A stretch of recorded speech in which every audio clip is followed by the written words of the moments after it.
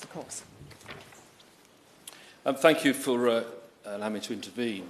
As the Vice Chair of the Malaria and NTD's APPG, I've got a great interest in this, and having spent a lot of time in Africa over the years, mainly with the military, I understand this particular field intimately. Does she agree with me that even though the percentage of overseas aid fell from 0.7 to 0.5, what the Foreign Office should be focused on right now is maintaining the funding to a consistent level in terms of life and death issues? So what I'm trying to say to you is that with the funding being reduced overall headroom, the element for life and death issues, particularly malaria and NTDs, that funding should be consistent in order for the UK to fulfil its global responsibilities. My honourable friend makes a really important point here, and having been a minister, I know how difficult some of these challenges can be, and I'm sure my right honourable friend, the minister, may well pick up on this during her speech at the end of the debate. But I think it is important that we look at what our priorities are, and we seek to achieve the most effective outcomes for our spend. It doesn't matter really whether it's international development or any other department. I think all too often we talk about the amount of money that we are putting into a project, whereas I would like to see us more look at what the outcomes are alongside that as well, because as my right honourable friend acknowledges, these are really, really important topics that we're discussing this morning, and it's often about the difference between life and death. So I would know that very much at the heart of your work in Parliament, Madam Chair. Of course. Sunderland.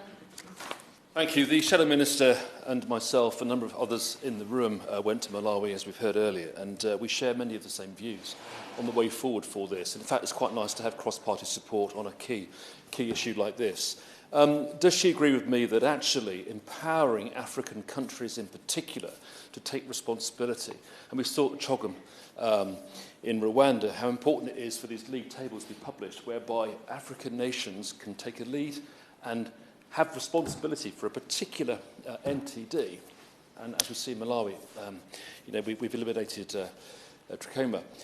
Also, I welcome the fact that NOMA has been added to the list now of approved, if that's the right word, diseases that the WHO is now looking at and investing in. So does she agree with me the fact that actually empowering African nations and making sure that the UK can take a lead in terms of thought leadership and education is really important?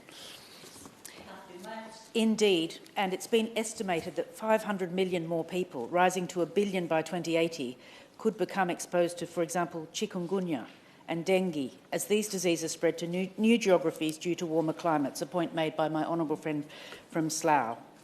It was also mentioned in the debate the impact of flooding in Pakistan as an example, that in 2022 saw a 900% increase in dengue, as well as a 5-fold increase in the number of malaria cases. And I think the Minister might be quite creative and see whether there's money within the climate funds to try and join up the health inequalities with the climate funding, which will come available eventually through the COP28 process.